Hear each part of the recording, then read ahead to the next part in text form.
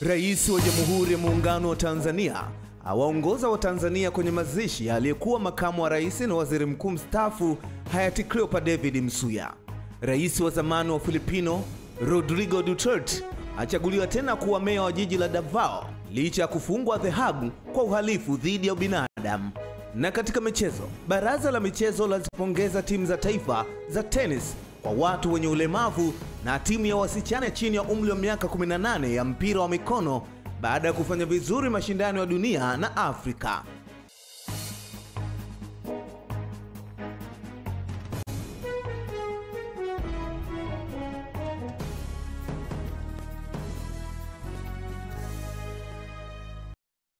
Na nikikutangazia moja kwa moja kutoka mtaa wa Lumumba jijini Dar es Salaam. Hii ni Channel 10. Hujambo na karibu katika taarifa yetu ya habari ya kutwa nzima kwa siku ya leo. Ninayekualika ni mimi Emmanuel Mwakapotea, nitakaye kusomea habari za kitaifa na habari za kimataifa. Katika upande wa lugha ya alama ni Ramla Jabu, na huu ni mwanzo tu. Karibu tuanze na habari za kitaifa.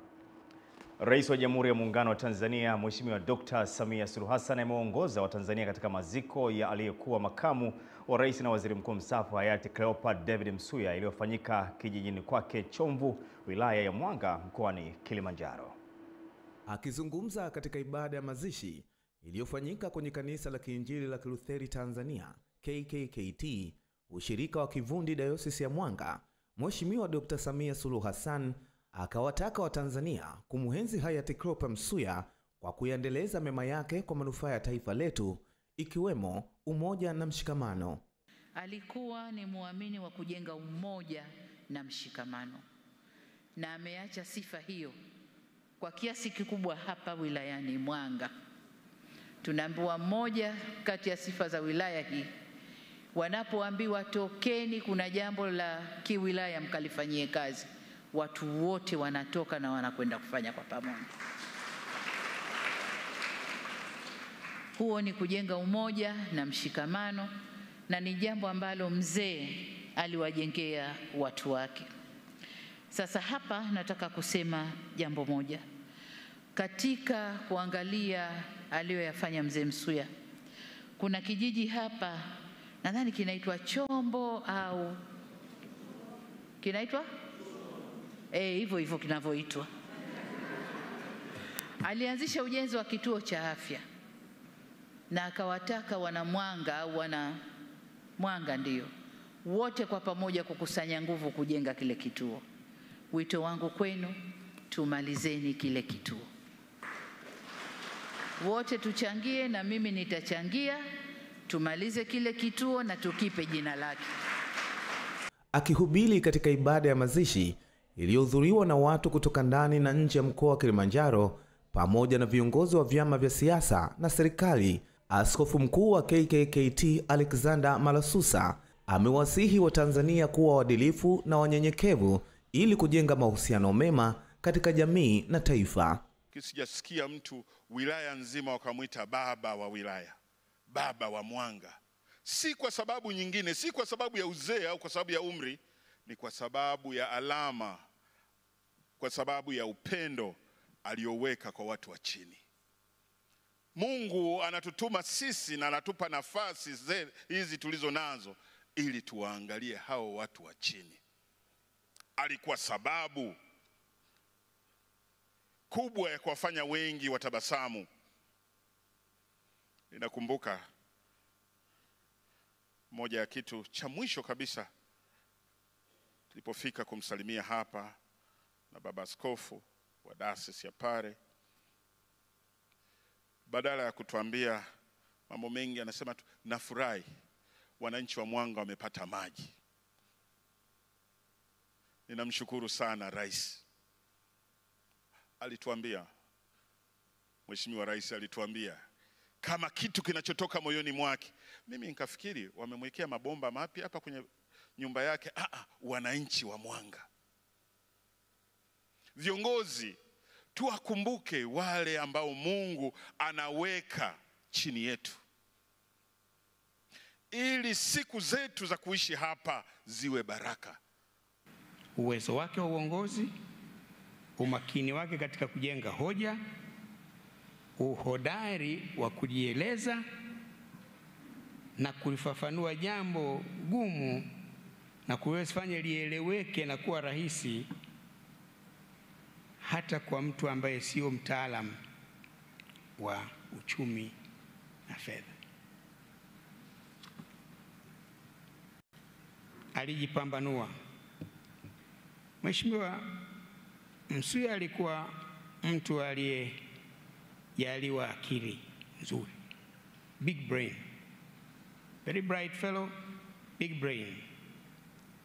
Hakuwa mtaalamu wa uchumi na fedha kwa kusomea, ni social worker, lakini aliyafahamu mambo ya uchumi na fedha vizuri sana, na ndio maana alipokuwa waziri wa fedha, amewahi kuteuliwa waziri wa fedha mara 2 na Mwalimu Nyerere na mara 1 na mzee Mwinyi, lakini aliyafahamu vizuri sana mambo ya uchumi na fedha kama vile ni mchumi mbobezi. Penye nia pana njia. Kwa hili ndio la kwanza la kujifunza. Wetu ambaye wakati wa uongozi wake na baada ya kumaliza uongozi wake bado aliendelea kuwa mtu mwenye hekima, mwenye busara nyingi, mwenye uvumilivu. Na bila shaka kama alivyosema Baba Askofu alipotuendeshea ibada hapa, ni mtu aliyependa kuwa na amani na watu wote. Hayo yote ni mafunzo kwetu sisi tuliosalia kujifunza kwa ndugu yetu huyu ambaye amelala leo. Shabani Mpute, Channel 10. Mwili wa aliyekuwa msemaji mkuu wa serikali ya mapinduzi ya Zanzibar Charles Hilary umeagwa leo katika kanisa la Anglikana la Mtakatifu Bartholomayo jijini Dar es Salaam kwa misa maalum na baadaye kusafirishwa kuelekea visiwani Zanzibar kwa ajili ya mazishi.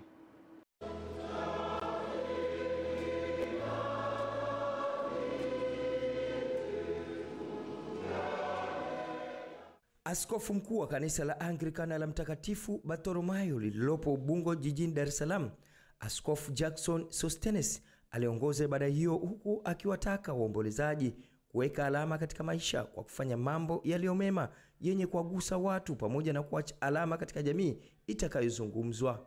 Wingi wa watu unaoona mahali hapa ni ashirio tosha kwa namna gani ambavyo ameweza kuyagusa maisha ya watu wengine katika ngazi mbalimbali, kwa namna gani amekuwa baraka kwa namna moja au nyingine.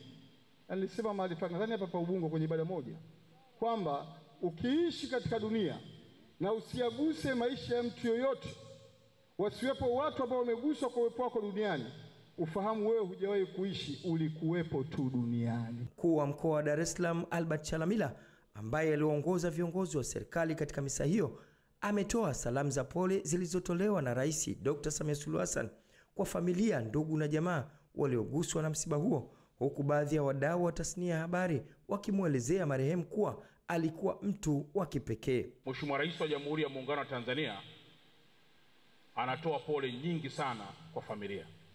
Lakini pili, Mheshimiwa Rais wa Jamhuri ya Muungano wa Tanzania ameshatoa pole nyingi sana kwa Rais wa Zanzibar na mwenyekiti wa Baraza la Mapinduzi Dr. Hussein Ali Mwinyi. Na sisi sote tunaungana na msiba huu mkubwa. Mimi nimekuwa ni mtu wa karibu sana kwa kaka yangu Charles. Ni mtu ambaye kubwa zaidi alikuwa anapenda watu wacheke, wafurahi, anajaza upendo na furaha. Kwa hiyo kila alipokuwepo sehemu Charles yupo, sidhani kama unaweza kukuta watu wamenuna, watu wanacheka tu. Kwa hiyo ni ishara ya mtu mwema. Na ushuhuda huo mimi nao kwa sababu mimi nimekuwa naye kutoka Radio Tanzania akinipokea. Tunajua ana familia ambako wamempoteza mume, kaka, lakini sisi kama nchi tumepata hasara kubwa na msiba huu.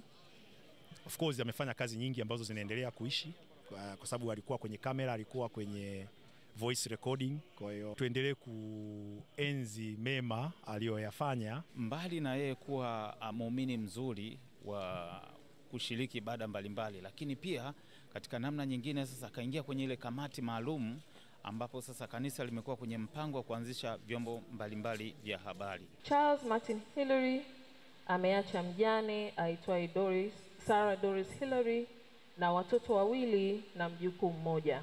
Familia nzima ya marehemu Charles Martin Hilary inatoa shukrani nyingi na za dhati kwa watu wote waliohusika kwa misaada ya hali na mali tangu wakati wa ugonjwa hadi kifo chake. Hamisi Suleiman, Channel 10, Dar es Salaam. Tunamuomba Mwenyezi Mungu azilaze roho za marehemu wote mahali pema peponi. Amina. Waziri Mkuu Mheshimiwa Kassim Majaliwa amesema Tanzania ni miongoni mwa nchi zinazofanya kazi kwa karibu zaidi na sekta binafsi ili kukuza uchumi na kuleta maendeleo kwa wananchi wake.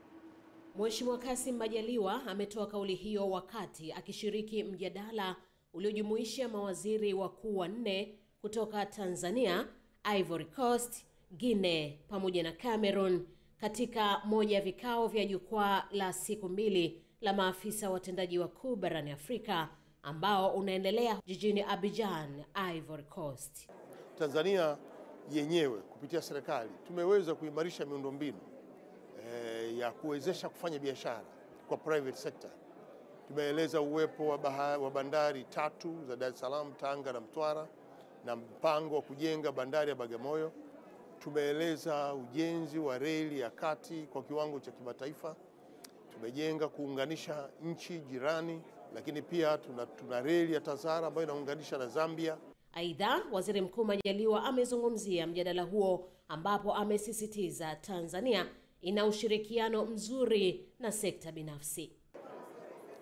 Sisi Tanzania tumeonyesha uzoefu wetu, namna ambavyo tunafanya kazi na private sector, namna ambavyo tumeshirikisha private sector katika kufungua milango ya fursa zilizoko katika nchi ili ziweze kutumika na kuleta manufaa katika nchi. Katika kongamano hili imeendelea kuthibitika vile ambavyo Mheshimiwa Dkt. Samia Suluhu Hassan ameendelea kuthibitisha kwamba ile diplomasia ya uchumi anaitendea haki, kwa sababu tumekuwa na maombi mengi ya kukutana na viongozi wengi, lakini pia kukutana na watendaji wakuu wa makampuni mengi. Nchi kama Nigeria ni nchi ya pili kwa kuwa soko kubwa la mkonge wa Tanzania baada ya China kwa kiwango cha 26 hivi 5 kwa mwaka. Hili ni eneo kubwa, ni soko kubwa ambalo tuna kila sababu ya kulilinda na kulitetea kwa nguvu zote. Kikubwa sana ni kwamba kila nchi inajaribu kupigania nafasi za kiuchumi, na nafasi ya Tanzania kwa misingi ya uchumi na mahusiano ambayo viongozi wetu wameyatengeneza sasa hivi inatupa mtaji ulio mkubwa sana. Kisa Mwepiana, Channel 10. Serikali kupitia wakala wa maji na usafi wa mazingira vijijini RUWASA mkoa wa Dodoma imetatua changamoto ya muda mrefu ya wananchi zaidi ya 15,000 wa vijiji 5 vya halmashauri ya wilaya ya Kongwa na mitaa 3 ya kata ya Matumbulu jijini Dodoma ya kutokuwa na maji baada ya kukamilisha miradi ya uchimbaji visima, ujenzi wa matenki, usambazaji kwa wananchi na kujenga vituo vya kuchotea maji. RUWASA maji bombani, RUWASA maji mwa mwa mwa. Miongoni mwa miradi hiyo ni mradi wa Mtanana B katika wilaya ya Kongwa, ambapo wananchi wa eneo hilo kwa muda mrefu walikuwa wakipata adha pindi unapofika msimu wa mvua za masika ambazo zilikuwa zikijaza matope kisima cha awali kilichokuwepo. Kiukweli watu walikuwa wanaamka saa 9 usiku na bado wanakaa kwenye maji mpaka saa 7 saa 8 na bado wanarudi bila maji. Huduma nyingine zikawa zinasimama, watoto kwenda shule, kula, mahitaji mengine yote hayakuwa yanakwenda kwa ajili ya upungufu wa maji majumbani. Tunashukuru kitu kimoja ambacho kwa kweli RUWASA au Mama Samia kutufanyia utaratibu huu, kutuletea pesa hii na kutuletea maji haya yanayotumia solar power. Kwa kweli tunashukuru kabisa. Lakini kwa nyuma kwa kweli kulikuwepo na mateso na watu, masuala usafi yalikuwa hakuna. Kwa sababu hizo RUWASA mkoa wa Dodoma imetekeleza mradi wa uchimbaji kisima na kujenga kituo cha kuchota maji katika eneo hilo. Hapo awali kulikuwa na changamoto kubwa hasa katika kipindi cha mvua. Kwa hivyo chanzo ambacho kilikuwepo kilikuwa kinashindwa kutoa huduma, kwa maana kulikuwa na mafuriko na maji yanajaa. Kwa hivyo tukaleta programu hii ili kuhakikisha sasa huduma ya maji inapatikana katika kipindi chote, iwe ni kipindi cha mvua au iwe ni kipindi cha kiangazi. Mradi mwingine umetekelezwa na wakala huo katika eneo la Matumbulu lililopo wilaya ya Dodoma, ambao unawanufaisha wananchi zaidi ya 4,000. Kwa huu mradi wetu wa maji toka umekuja umekuwa na faida kubwa sana kwa wananchi, kwa sababu huduma ya upatikanaji wa maji umekuwa ni rahisi tofauti na zamani ambapo tulikuwa tunategemea maji kwenye makorongo. Sasa hivi tumerahisishiwa maji, tunachota tu karibu. Zamani tulikuwa tunachota makorongo, kwanza maji yalikuwa ni machafu, yalikuwa sio mazuri, yalikuwa sio salama, lakini sasa hivi tunamshukuru Rais Mama Samia ametuletea mradi huu. Tunamshukuru sana. Meneja wa RUWASA wilaya ya Dodoma, Mhandisi Christina Msengi, anaeleza kuwa mradi huo umegharimu zaidi ya shilingi milioni 400 ukinufaisha wananchi wa mitaa mitatu ya eneo hilo. Kwa kweli tunaishukuru sana serikali ya awamu ya 6 ambayo inaongozwa na Mheshimiwa Daktari Samia Suluhu Hassan, Rais wa Jamhuri ya Muungano wa Tanzania, kwa kutupatia fedha za kuweza kutekeleza mradi huu. Lengo kubwa ni kuwapunguzia muda wa kuyatafuta maji, kuyachota, na wakati huo muda huo unatumika kufanya shughuli zingine za maendeleo.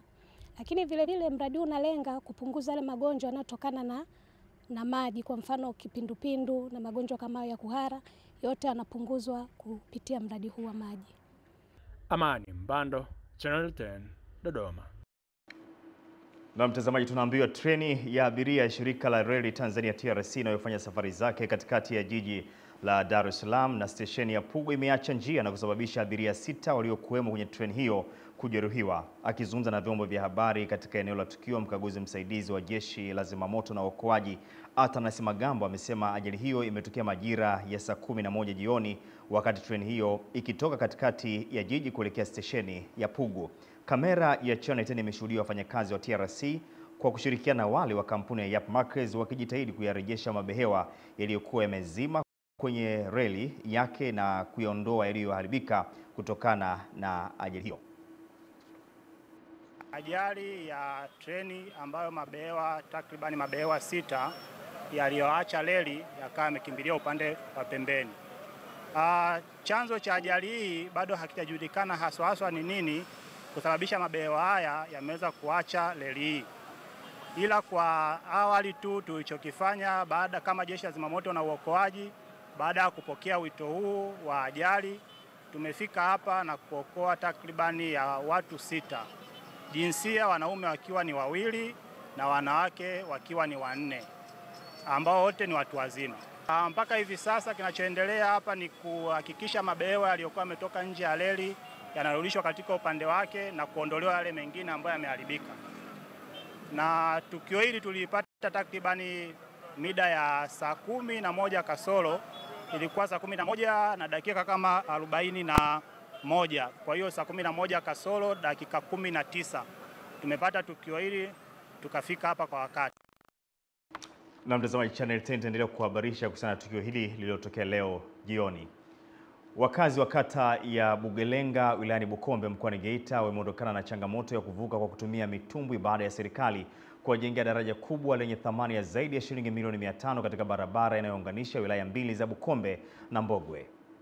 Kwa kipindi kirefu wakazi wa kata hiyo ambayo inapakana na wilaya jirani ya Mbogwe wamekuwa wakitumia mitumbwi na magogo kuvusha mazao bidhaa za biashara katika eneo hili, hali ambayo ilikuwa ikihatarisha usalama wa maisha yao. Tunashindwa kusafirisha mazao na kufuata rasilimali za maduka kuzileta ili kuhudumia wananchi. Kwa wafanyabiashara kwa kweli tulikuwa tunapata changamoto, na mimi ni mfanyabiashara mmoja wapo. Tulikuwa tunapata changamoto kwa namna ya kupitia mizigo.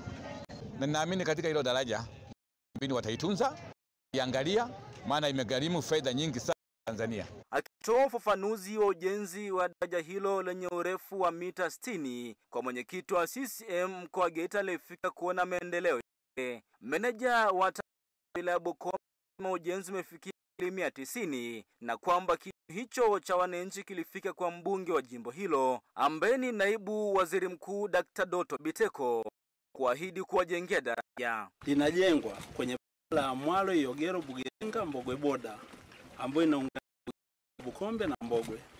Gharama za mradi huu ni shilingi milioni 583. Sana usalama wa wananchi hawa.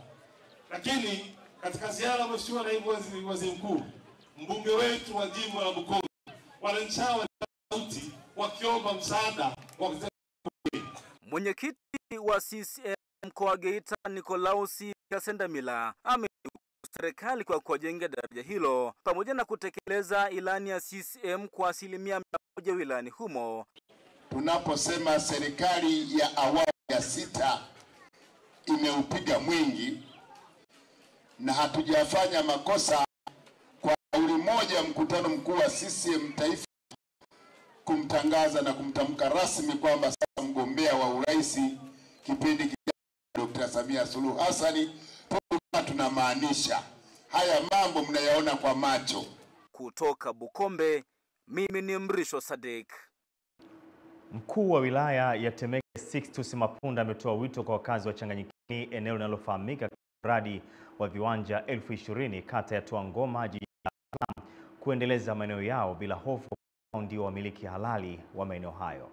Mkuu wa wilaya huyo ametoa wito huo jijini Dar es Salaam katika mahojiano maalum na Channel 10 kuhusu wavamizi wa eneo hilo ambao wamekuwa wakiwasumbua wamiliki halali kwa msaada wa serikali kuwadhibiti.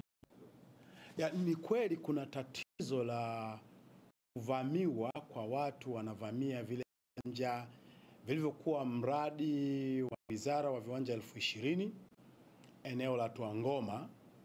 Kuna huo mradi ulianza kati ya mwaka 2002 ukakamilika mwaka 2006. Wizara ikawauzia watu viwanja, lakini yale maeneo yalitwaliwa na wizara kwa mujibu wa sheria na watu wote wakalipwa fidia. Sasa changamoto iliyojitokeza, wale wamiliki wa viwanja kwa muda mrefu hawakuendeleza maeneo yao, wakasababisha yale maeneo. Ikafika hatua wamiliki halali na wenye hati walivyotaka kujenga, wale wavamizi wakawa wanatumia nguvu kuwaondoa. Aidha, Bwana Mapunda ameiambia Channel 10 kuhusu historia ya eneo hilo na jinsi wamiliki wake halali walivyolipata. Kwa wananchi wote wamiliki halali wa viwanja 20,000 Twangoma, tafadhalini sana, anzeni kuendeleza maeneo yenu. Mnavyoacha miaka 5, miaka 6 amfiki hata kukua kiwanja chenu, ndio mna attract, mnavutia wavamizi wavamie kwenye maeneo yenu na kuleta taabu kubwa. Nitoe wito kwenu sasa, nitawasiliana na waziri mwenye dhamana.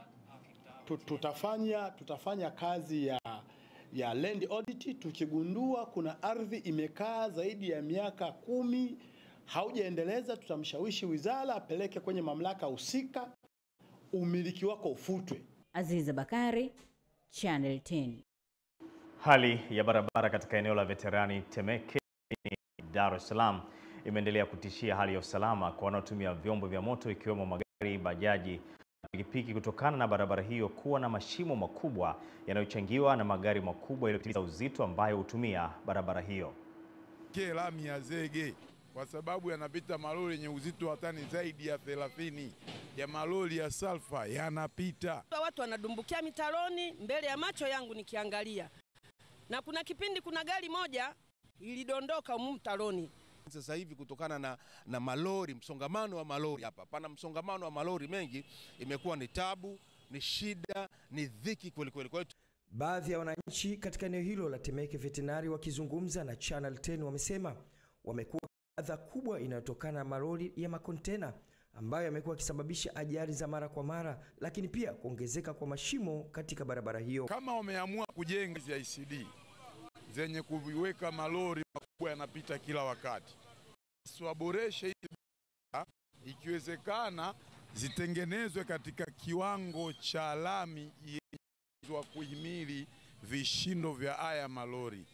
Tunaona kila siku watu wanateleza, wanaingia kwenye mitaro, bajaji, daladala zinaingia kwenye huu mtaro huu. Na kadiri ya siku barabara kama tunavyoiona inazidi kuchimbika, na kipindi hiki cha masika tunasema mvua mkubwa.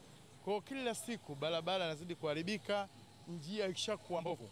Tunaomba sana serikali itusaidie, iangalie sehemu yetu ya Veterinary hapa ambayo zamani kulikuwa stendi kubwa, lakini ukiangalia barabara imekufa sana, imekuwa ya ovyo kabisa. Lakini sasa hivi tatizo kubwa sasa ni hii bandari kavu iliyoko hapa pembezoni mwangu.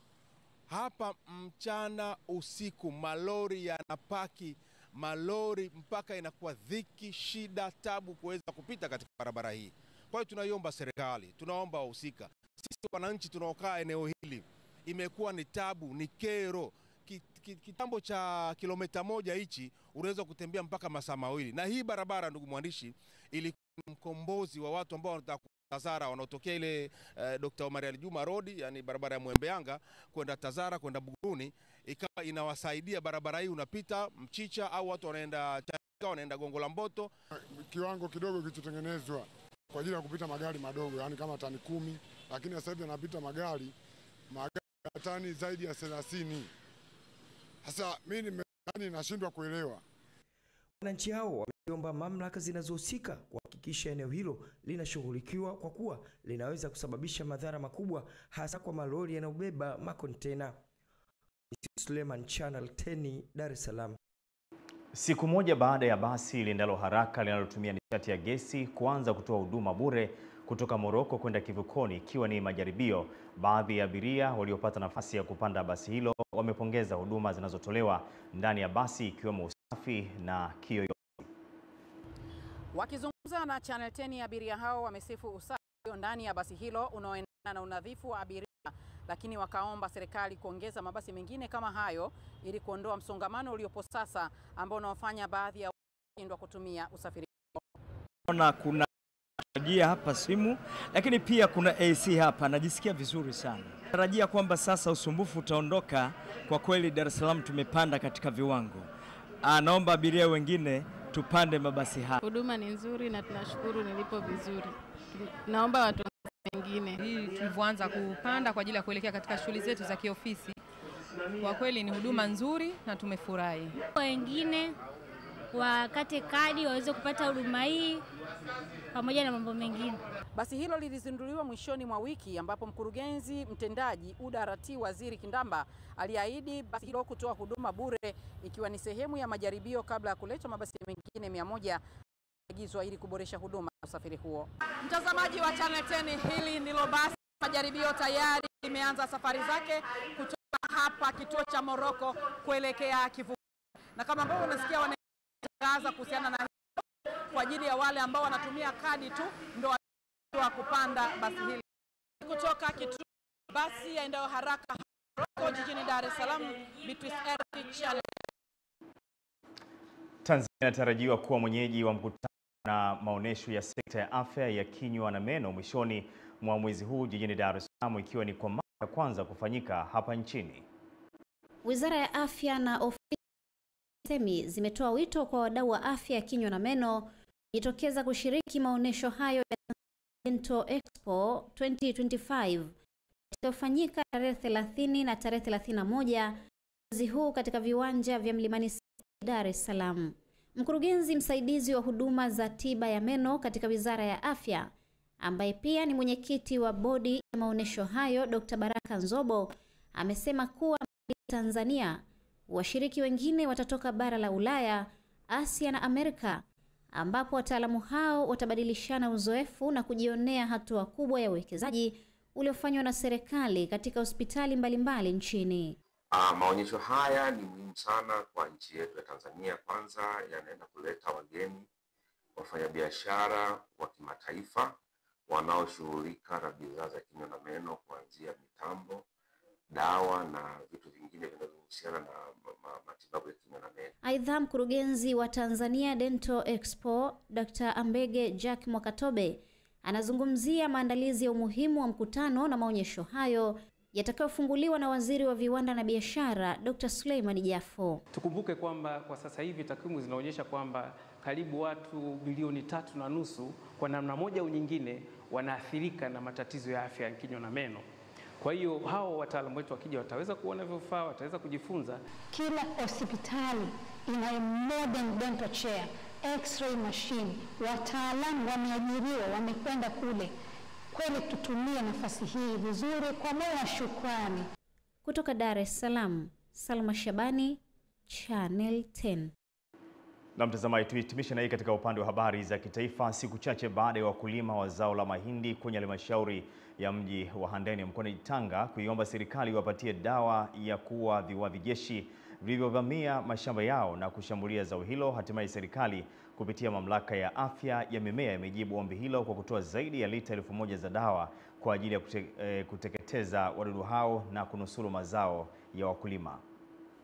Wakiongea baada ya kupokea dawa hiyo, baadhi ya wakulima hao ambao mazao yao yameathirika kwa kushambuliwa na wadudu hao aina ya viwavijeshi wamesema, tunashukuru serikali ya Jamhuri ya Muungano wa Tanzania ya Mama Samia Suluhu Hassan pamoja na waziri wake mkuu, makamu wa rais na viongozi wote wa wilaya na halmashauri kwa kutuwezesha kupata hii dawa. Tulikuwa changamoto kubwa sana ya kilimo. Wadudu wametuathiri kiasi kubwa, lakini kilio chetu serikali imetusikia, tunasema asante. Mimi nashukuruni sana serikali, naishukuru mheshimiwa diwani yupo hapa, ananiona, tunaangaliana hapa. Kwa hiyo jamani, ndugu zangu, kama mmenisaidia mimi Mahadia, nashukuru sana kwa dhati sana mheshimiwa rais, namshukuru sana. Mimi namuona kwenye picha, sijamuona, lakini namshukuru. Tumepokea hii dawa, tumeanza kuisambaza tangu majuzi na wananchi wamefurahia kiukweli, na tunaendelea kumshukuru mheshimiwa rais kwa kutupa zile dawa kwa wakati, kwa sababu mara nyingi mnaomba kitu lakini kinakuja baada wakati mmeshaathirika. Baadhi ya wataalamu wa kilimo ngazi ya kata akiwemo bwana Ernest Ngosi wanaoendelea na zoezi la ugaji wa dawa hizo kwa wakulima wanatoa elimu juu ya matumizi ya dawa hiyo, huku afisa kilimo halmashauri ya mji wa Handeni Eliguna Matunda akitoa msisitizo kwa wakulima hao. Aitumie wakati ambapo hakuna mvua, aitumie wakati wa asubuhi au jioni, lisiwe jua kali. Kitu kingine ni kuzingatia kulingana na mahindi yalivyoathirika kila anapopita. Kuna sehemu hazijaathirika sana na kuna sehemu zimeathirika sana, kwa hiyo awe makini katika kupiga dawa. Utaratibu tunaoendelea nao wa kugawa dawa, tunagawa kwa wakulima, lakini kila mkulima anapofika ofisini anaeleza kiasi cha ukubwa wa shamba lake. Kwa hiyo anagaiwa dawa kwa kiasi cha ukubwa wa shamba lake, na kabla ya kupewa dawa kuna maelekezo wanapewa na wataalamu. Dawa hizi tunaomba zikatumike sahihi, sio mtu akachukue tena kuzitumia tofauti na makusudio yetu. Lengo la serikali ni kuhakikisha kila mkulima anaenda kutumia dawa hizi na baadaye tuweze tukapata tija katika uzalishaji. Hivi wakulima wakatumie dawa hizi kama vile ambavyo watapewa maelekezo na maafisa ugani katika maeneo yao. Kutoka wilayani Handeni mkoani Tanga, mimi ni Ernest Channel 10. Na mtazamaji, asante kwa kuendelea kutazama habari kutoka hapa Channel 10 kichwa bora. Na sasa karibu tutazame katika upande wa habari za kimataifa. Tunaambiwa rais zamani wa Filipino Rodrigo Duterte amechaguliwa tena kuwa meya wa jiji la Davao licha ya kufungwa huko kwa tuhuma za uhalifu dhidi ya ubinadamu. Kwa zaidi ya 60% ya kura zilizopigwa, Duterte mwenye umri wa miaka 80 sasa aliongoza kwa takriban kula laki mbele ya mshindani wake wa karibu na kupata kura 9,000 kulingana na matokeo yasiyo rasmi kutoka tume ya uchaguzi yaliyochapishwa na vyombo vya habari vya nchi hiyo. Duterte alikamatwa na kusafirishwa kwa ndege hadi The Hague mwezi Machi kutokana na kile alichokiita vita dhidi ya dawa za kulevya. Mtazamaji, Channel 10 ipo kiganjani kwako popote pale ulipo. Ipo hivi sasa, unao nafasi ya kutufuatilia pia kupitia mitandao yetu ya kijamii kupitia Facebook na X, zamani Twitter, andika Channel 10 TZ, kupitia Instagram andika Channel 10 Tanzania, katika upande wa YouTube huku nako tuko mbashara, andika Channel 10. Mimi ni Emmanuel Mwakapotela, katika upande wa lugha alama ni Ramla Jabu. Baki na sisi.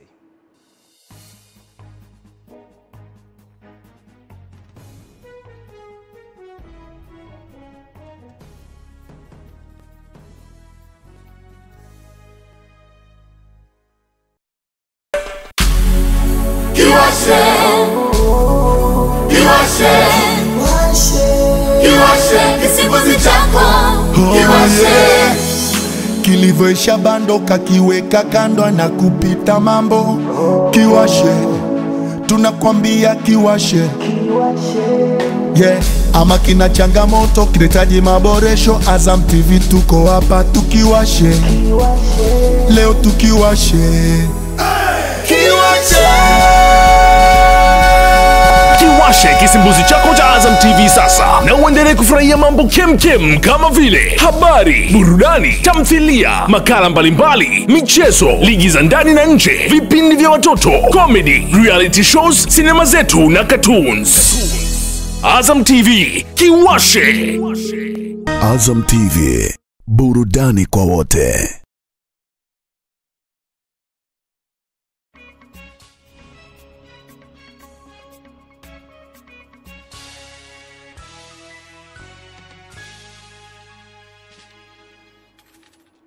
Na asante kwa kutuamini na kuchagua Channel 10 kilicho bora. Na sasa karibu katika upande wa habari za biashara na uchumi, na moja kwa moja tujiunge na mtangazaji Margaret Itala. Naam, shukrani studio kuu kwa habari za kitaifa na zile za nje ya mipaka ya Tanzania. Mtazamaji, ni habari za biashara na uchumi na mimi ni Margaret Itala. Bila kupoteza wakati, tuanzie kule mkoani Tanga ambapo serikali mkoani humo kwa kushirikiana na wadau wa maendeleo wameafiki kuanzisha biashara ya hewa ukaa katika kipindi cha miezi 7 kutoka sasa, ambayo itasaidia utunzaji wa mazingira na kuingiza kipato kwa wananchi kutokana na ulinzi wa maeneo ya hifadhi ya misitu na vyanzo vya maji kwenye maeneo mbalimbali. Taarifa zaidi na Raya Kipingo. Hatua hiyo inabainishwa wakati wa zoezi la upandaji miti kimkoa lililofanyika katika kata ya Maweni, ambapo mkuu wa mkoa wa Tanga Balozi Dr. Batilda Buriani akazitaka halmashauri kuwasiliana na ofisi ya makamu wa rais pamoja na kituo cha kitaifa cha ufuatiliaji wa carbon NCMC kwa ajili ya kupata mafunzo na usaidizi wa kitaalamu kuhusu biashara hiyo. Mimi nilisema nitawapima wakurugenzi kulingana na maeneo ambayo yana fursa ya uwekezaji wa hewa ya ukaa na wameshindwa kutumia hiyo fursa. Na katika biashara ambaye hafanyi chochote, hawalimi, hawapalilii, kisa ni kusimamia kusio na uharibifu wa mazingira, kuhakikisha kwamba hakuna ukataji wa miti, ni kulinda tu. Fedha zinaingia. Kuanzia sasa, kabla ya kufika mwezi wa 12, tuwe na mradi mmoja wa hewa ukaa. Ndipo wadau mbalimbali wa mazingira wakaeleza namna watakavyoshirikiana katika kuanzisha biashara ya hewa ukaa inayohusisha utunzaji wa maeneo ya misitu na vyanzo vya maji. Sisi tunaendelea kuhamasisha wananchi wahifadhi vyanzo vya maji pamoja na mazingira, kwa sababu maji yataendelea kuwepo. Tunawapongeza sana wadau wenzetu kwa kuendelea kushirikiana nasi kuhifadhi mazingira na kuwa na vyanzo vya maji vya kutosha. Kuhifadhi vyanzo vya maji, kuhifadhi misitu, tumejadiliana kwa undani zaidi. Kuna namna gani tunaboresha uhifadhi, namna gani tunafungua fursa ya biashara ya carbon. Kutoka Tanga, Raya Kipingu, Channel 10. Waziri wa Nchi Ofisi ya Makamu wa Rais, Muungano na Mazingira, Mhandisi Hamad Yusuf Masauni ameanza ziara ya kikazi ya siku 3 jijini Oslo nchini Norway, ikiwa ni lengo la kujifunza njia za kukabiliana na mabadiliko ya tabia nchi. Waziri Masauni amesema ziara hiyo imeratibiwa na ubalozi wa Tanzania nchini Norway kufuatia mwaliko uliotolewa kwa Ofisi ya Makamu wa Rais, ambapo baada ya kuwasili alipokelewa na Ton Tynes, balozi wa Norway nchini Tanzania, Mei 12, 2025. Amesema lengo la ziara hiyo ni kujifunza na kupata uzoefu kuhusiana na masuala ya mazingira, namna bora ya kukabiliana na mabadiliko ya tabia nchi kupitia biashara ya kaboni na teknolojia ya kutenganisha taka katika miji na kuzifanya kuwa fursa, na hatimaye kuzaliwa bidhaa na malighafi zingine ikiwemo mbolea, maji na nishati ya umeme. Ujumbe wa Tanzania katika ziara hiyo umejumuisha mwakilishi wa ubalozi wa Tanzania nchini Sweden, mtaalamu kutoka kituo cha ufuatiliaji wa carbon NCMC na mtaalamu kutoka Ofisi ya Makamu wa Rais, Muungano na Mazingira. Jambo ambalo limetuvutia pamoja na ujumbe wangu katika ziara yetu ile kwenye kiwanda hiki ni ile teknolojia ambayo inatumika ya kuzalisha umeme kupitia matumizi ya taka. Utaratibu mzima ambao wanaofanya kuweza kukusanya taka, kuweza kuzifikisha kiasi ambacho imesuluhisha jiji la Oslo pamoja na nchi ya Norway kwa ujumla wake, kwa ni miongoni mwa nchi yenye majiji masafi zaidi duniani. Nadhani sisi Tanzania tuna jambo kubwa sana kujifunza katika eneo hili. Vijana wametakiwa kuwa wabunifu katika teknolojia mbalimbali zinazowezeshwa na majukwaa ya kidigitali ili kuongeza ufanisi wa kazi na kupanua wigo wa ajira. Wito huo umetolewa kwenye mkutano mkuu wa mwaka 2025 wa wiki ya ubunifu Tanzania IWTZ, wenye lengo la kuibua suluhisho kwa changamoto kubwa zinazolikabili taifa, ikiwemo ukosefu wa ajira kwa vijana wengi la ujuzi wa kidigitali. Ndani tunasema Innovation Week, kwamba tunawaleta watu pamoja waje walete masuluhisho ya matatizo ya Watanzania, lakini pia tunawaleta watu pamoja kuja kufanya maongezi kuhusu nini tunatakiwa tufanye kama Watanzania kuleta suluhisho ya matatizo yetu au changamoto zetu za kidijitali kwa Watanzania. We have the fastest growing youth population, I think, across East Africa. And so what's exciting about this is not the challenges of Akili Member, not the challenges of technology, but the opportunities that young people in our country can harness, the opportunities they can access, one, to learn, two, to be able to build products, and to be able to build systems using AI. Vijana tuna changamoto kuu nyingi. Moja kati ya changamoto ni kwamba vijana wengi hawana elimu kamili na elimu nzuri ya kuwachukulia na kuwaona watu wenye ulemavu, namna ya kuishi nao, namna ya kuenenda nao na namna ya kuwa nao, kushare nao baadhi ya vitu mbalimbali. Vijana lazima wawe wabunifu kwanza, lazima wajue, wafahamu zile talent walizonazo, na pia wajue namna ya kutumia zile vipaji walivyonavyo au ideas walizonazo katika kuleta manufaa kwenye jamii na society kwa ujumla. Na mtazamaji, mpaka hapo sina la ziada katika habari za biashara na uchumi. Ulikuwa nami Margaret Itala na kurudisha studio nambari 1 kuendelea na taarifa ya habari. Na asante sana Margaret Itala kwa habari za biashara na uchumi. Habari za michezo na burudani zitakuja hivi punde, na mtangazaji ni Witness Ngarawa maarufu Winga Teleza.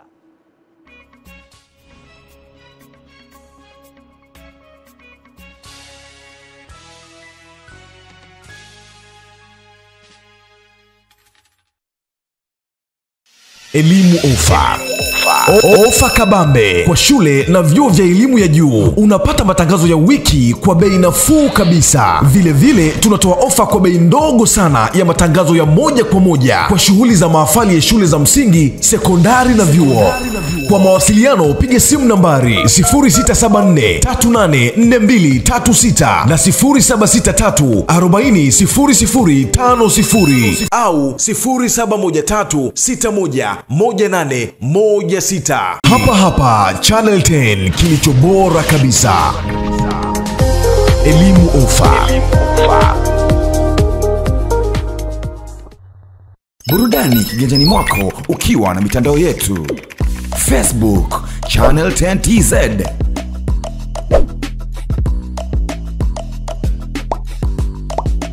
X Channel 10 TZ, Instagram Channel 10_Tanzania, YouTube Channel 10. Burudani zinaendelea katika mitandao yetu ya kijamii.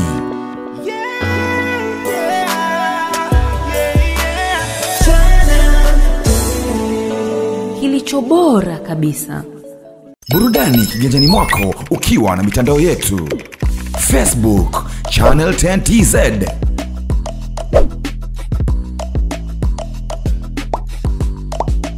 X Channel 10 TZ, Instagram Channel 10_Tanzania,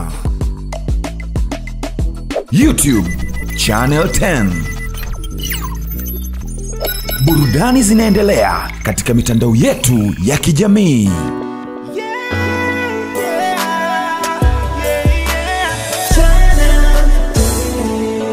Kilicho bora kabisa.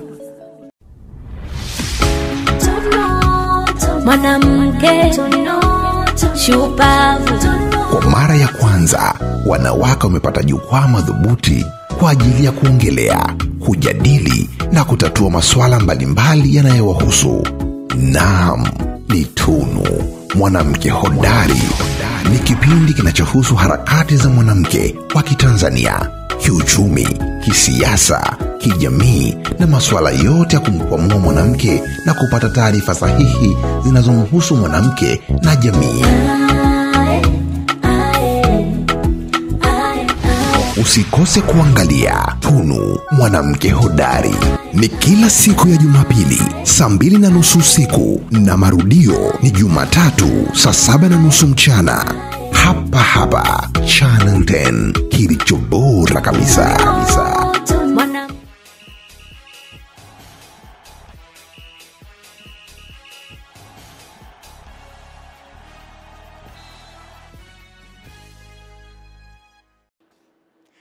Na mwana michezo, karibu ni wasaa wa kudunda dunda viwanjani, ukiwa nami mwana mchezo wako Witness Ngalawa, ama kuweza kuniita winga teleza, kujuzana masuala mbalimbali ya kimichezo yaliyojiri na yanaendelea kujiri kunako viunga mbalimbali hivi sasa. Na tulia, endelea kuwa nami mwanzo mpaka mwisho. Na moja kwa moja, Baraza la Michezo la Taifa limezipongeza timu za taifa za michezo wa tennis ya vitimwendo, yaani wheelchair tennis, na timu ya wasichana ya mpira wa mikono chini ya umri wa miaka 18 ambazo zilikuwa zinashiriki mashindano ya dunia na mashindano ya Afrika kanda ya 5 na kuipeperusha bendera ya taifa. Tupate taarifa kamili. Pongezi hizo zimetolewa na afisa habari na uhusiano wa Baraza la Michezo la Taifa BMT Binajaha Bakari wakati wa mahojiano maalum na Channel 10 Michezo, ambapo amesema kuwa timu hizo zimekuwa bora licha ya kutotoa nafasi ya kwanza, lakini zimeweka historia na kuonyesha mwanzo mzuri. Pongeza vijana wetu wa mchezo wa tennis kwa watu wenye ulemavu, wheelchair tennis, ambao wametuwakilisha vyema kwenye mashindano ya kombe la dunia nchini Uturuki na wamepata tuzo. Hata kama hawakufanya vizuri kwenye mashindano hayo, lakini wamepata tuzo ya heshima, lakini ya nidhamu, kwa sababu hivyo ndio vitu vya msingi sana. Heshima, nidhamu, lakini vile vile ni kwa mara ya kwanza Tanzania kushiriki katika mashindano hayo ya kombe la dunia nchini Uturuki. Pongeze wachezaji wetu chini ya umri wa miaka 18 wa mpira wa mikono. Nao wamekuwa washindi watatu wa jumla katika mashindano ya kanda ya 3 Afrika ambayo yamefanyika Uganda. Kwa kweli hao nao tupongeze sana. Wamejitahidi, wametutoa kimasomaso wa Tanzania, wameipeperusha bendera vizuri katika hilo. Katika hatua nyingine, Najaha Bakari kwa niaba ya Baraza la Michezo la Taifa BMT ameitakia kila laheri klabu ya Simba ambayo inaanza safari usiku huu kuelekea nchini Morocco kwenda kucheza na timu ya RS Berkane, mchezo wa kwanza wa fainali ya kombe la shirikisho barani Afrika. Kila laheri timu klabu ya Simba, ende wakapambane, waonyeshe heshima ya nchi yao. Hili kombe basi lije libaki hapa kwetu. Kwa hiyo tunawatakia kila laheri. Kutoka jijini Dar es Salaam, Juma Mohamedi, Channel 10. Kunako ligi kuu soka Tanzania bara imeendelea kutimua vumbi hii leo kwa mzunguko wa 28 kwenye kushuhudia vilabu 8 vikishuka dimbani kusaka alama 3 muhimu. Mchezo wa mapema kabisa umechezwa majira ya saa 8 kamili za mchana, ambapo wenyeji JKT Tanzania waliwaalika Fountain Gate FC ya huko mkoani Manyara na kushuhudia wenyeji JKT Tanzania wakiibuka na ushindi wa magoli 3-1. Magoli ya JKT Tanzania yamefungwa na nyota Mohamed Bakari Shiza na Kichuya na Edward Songo, huku goli la kufutia machozi la Fountain Gate likifungwa na William Edgar katika dakika ya 86. Michezo mingine imeendelea majira ya saa 10:15 kwa michezo miwili kuchezwa katika uwanja wa Sokoine jijini Mbeya na KMC Complex Mwenge jijini Dar es Salaam. Mabingwa watetezi Yanga waliwaalika Namungo katika dimba la KMC na mchezo huo ukamalizika kwa Yanga kuibuka na ushindi wa magoli 3-0. Magoli ya Yanga yamefungwa na Aziz Ki, Prince Dube na Maxi Nzengeli. Katika uwanja wa Sokoine jijini Mbeya, Kenny Gordy waliwaalika Pamba Jiji na Pamba ikaibuka na ushindi wa goli 2-0, likiwekwa kimiani na magoli yote mawili yakiweka kimiani na Yonta Kamara. Imefungwa magoli hayo mawili na mchezaji huyo. Kwa ushindi huo wa Pamba Jiji tayari imekata tiketi ya kushuka rasmi klabu ya Kagera Sukari. Mchezo mwingine hii leo unaoendelea hivi sasa ni katika dimba la Azam Complex Chamazi jijini Dar es Salaam, ambapo wanalambalamba Azam FC wanacheza na Walima Zabibu kutoka Dodoma Jiji, na mpaka sasa matokeo Azam wanaongoza kwa magoli 3. Namna hivyo, nikiachana na taarifa hiyo, uchaguzi wa shirikisho la mpira wa miguu kwa watu wenye ulemavu TAF unatarajiwa kufanyika tarehe 18 mwezi huu katika moja ya kumbi za mikutano za uwanja wa Benjamin Mkapa jijini Dar es Salaam, huku wapiga kura wakiaswa kuchagua viongozi bora watakaoleta maendeleo kwa shirikisho hilo. Wito huo umetolewa na afisa habari wa uhusiano wa Baraza la Michezo la Taifa Najaa Bakari, ambapo amesema kuwa wapiga kura wanatakiwa kuwachagua viongozi wenye maono ili waweze kuleta maendeleo ya mchezo huo katika taifa na kimataifa. Kweli kalamu zao wazitumie vilivyo ili tuweze basi kupata viongozi walio bora na waendelee kuiletea heshima nchi kupitia mchezo huu wa watu wenye ulemavu. Na viongozi au wadau mbalimbali ambao wamejitokeza kugombea nafasi mbalimbali, basi nao wajitathmini, sio kuja kutafuta kula kwenye chama hiki, lakini iwe kwa ajili ya kukiendeleza na kutafuta na kuwa wabunifu zaidi kwa ajili ya kukiendeleza hiki chama ili kisiwe omba kiweze kujisimamia chenyewe. Kwingineko, timu ya taifa ya Wushu inatarajiwa kwenda nchini Rwanda kwenye kushiriki mashindano maalum ambayo Tanzania inaenda kama nchi mwalikwa, mashindanoni ambayo yanatarajiwa kuanza tarehe 14 hadi 16 mwezi wa 6, yakiwa na lengo la kuimarisha upendo pamoja na urafiki. Zaidi na mwanamchezo wetu. Akizungumza na waandishi wa habari za michezo, katibu mkuu wa chama cha Wushu Tanzania Senpai Gola Kapipi amesema kuwa mashindano hayo ni maalum na yanafanyika kila mwaka, huku Tanzania ikishiriki kama miongoni mwa mataifa mwalikwa, yakiwa na lengo la kujenga umoja na upendo baina ya nchi hizo mbili. Jipanga vizuri, na mashindano mara nyingi huwa tunashiriki kila mwaka, na haya kwa ajili ya kumbukumbu ya kwao ile Genocide Memorial Tournament. Ndio mashindano kwa tunaenda kushow love, kuonyesha upendo na kuweka umoja baina ya Tanzania na Rwanda. Kwa hiyo tumejipanga vizuri wachezaji wetu kwenda kushiriki wa mashindano. Upande wa kupigana, ina maana Chinese kickboxing tunaenda kuonyesha, na upande mwingine wa kuonyesha umahiri wetu kuchezea silaha zote, long weapon na short weapons. Na pia tutaonyesha katika routine tutaonyesha pia staili zingine za kuonyesha animal imitating boxing, yani function shuan. Ina maana ugaji wa nyama, tiger style, snake style zote tunashindania kule. Kwa hiyo tumejipanga vizuri na vijana wetu wapo vizuri kwenye mashindano hayo. Katika hatua nyingine, Senpai Gola Kapipi ameeleza hali ya wachezaji na mchango mkubwa unaotolewa na chama cha Wushu Rwanda kwa kuwagharamia baadhi ya wachezaji kuelekea kuanza kwa mashindano hayo. Aliza yako vizuri kwa sababu wao wenyewe kwanza wanatuchangia baadhi ya wachezaji, wanawalipia wao.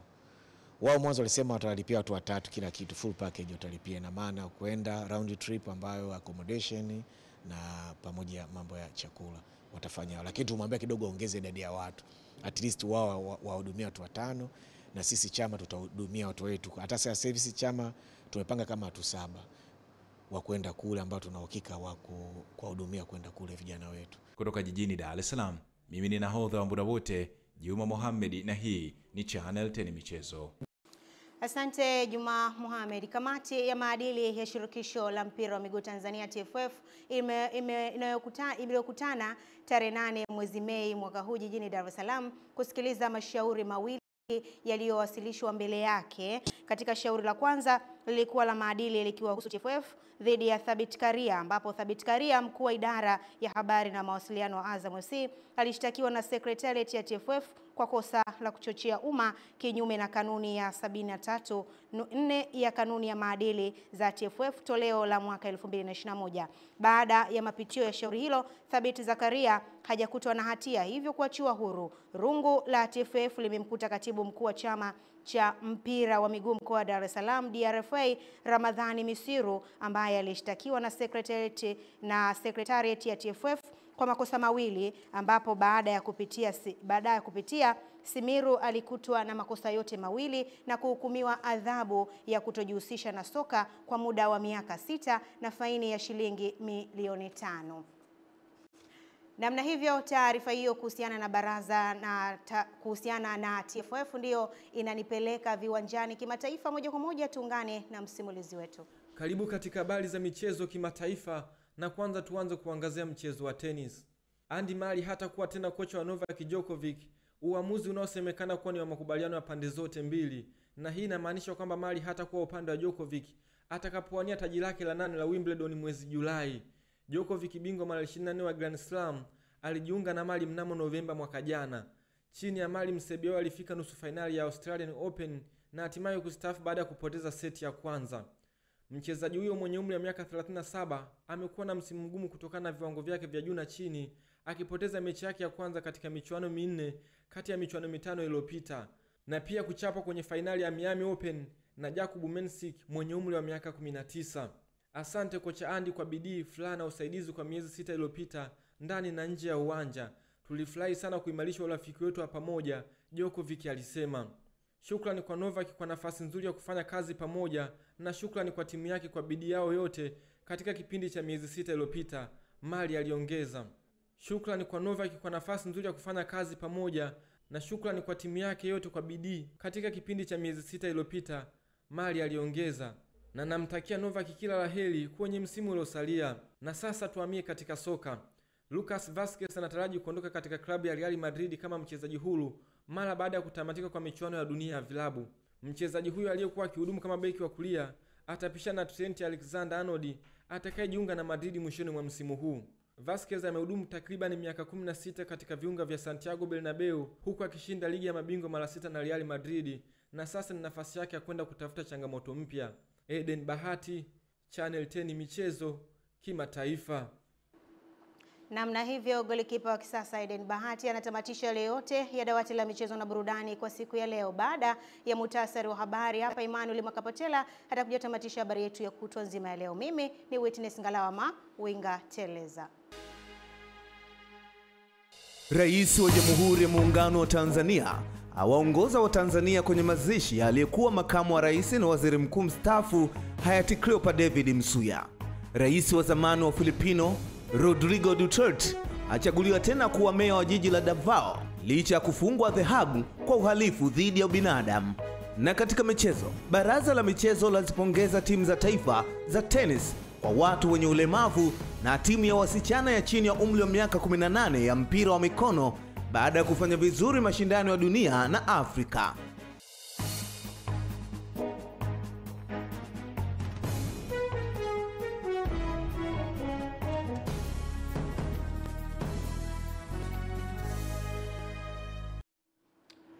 Na mtazamaji, uliungana na mwanamichezo Witness Ngalawa katika upande wa habari za michezo na burudani. Mtazamaji, mpaka hapa tumefikia makataa ya taarifa yetu ya habari ya kutwa nzima kwa siku ile. Kwa niaba ya msomaji wa habari za biashara na uchumi Margaret Itala, katika upande wa habari za michezo na burudani Witness Ngalawa, lugha ya alama ni Ramla Jabu, mimi ni Emmanuel Mwakapotela, nikutakie usiku mwema na kwaheri.